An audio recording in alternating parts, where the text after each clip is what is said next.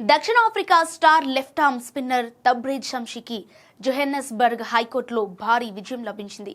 No objection certificate విషయంలో Cricket South ఆఫ్రికాతో సాగుతున్న వివాదంలో కోర్టు షంషీకి అనుకూలంగా తీర్పునిచ్చింది. ఈ తీర్పుతో షంషీ విదేశీ టీ20 లీగ్లో ఆడేందుకు ఉన్న అడ్డంకులు తొలగాయి.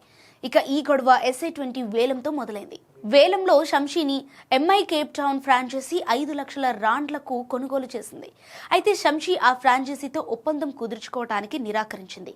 అదే సమయంలో ఆయన ఇతర అంతర్జాతీయ లీగ్లైన బిగ్ బాష్ లీగ్లలో ఆడేందుకు ఒప్పందాలు చేసుకున్నారు. అయితే విదేశీ లీగ్లలో ఆడాలంటే సొంత దేశ బోర్డు నుంచి NOC తప్పనిసరి.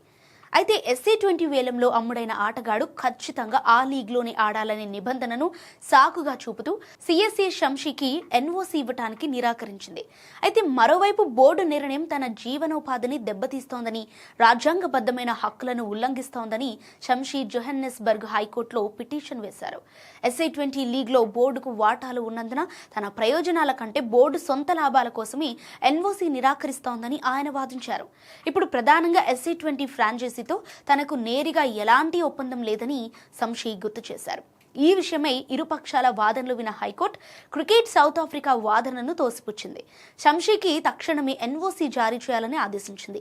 ఆటగాడి వృత్తిని, సంపాదనను అడ్డుకునే అధికారం బోర్డుకు లేదని స్పష్టం చేసింది. దీంతో షంషీ ఇప్పుడు ఆడిలైడ్ స్ట్రైకర్స్ మరియు ILT20 లీగ్లో పూర్తి స్థాయిలో ఆడేందుకు మార్గం సుమగ్గమైంది. నిజానికి షంషీ గత అక్టోబర్లోనే CSE సెంట్రల్ కాంట్రాక్ట్ నుంచి వైదొలిగారు. ప్రపంచవ్యాప్తంగా ఉన్న వివిధ T20 లీగ్లో స్వేచ్ఛగా ఆడేందుకు ఆయన ఈ నిర్ణయం తీసుకున్నారు. అయితే కాంట్రాక్ట్ లేకపోయినప్పటికీ దక్షిణాఫ్రికా తరపున కీలక ద్వైపాక్షిక సిరీస్లు ICC టోర్నీలో ఆడేందుకు ఎల్లప్పుడూ సిద్ధంగా ఉంటానని ఆయన ఇప్పటికే స్పష్టం చేశారు.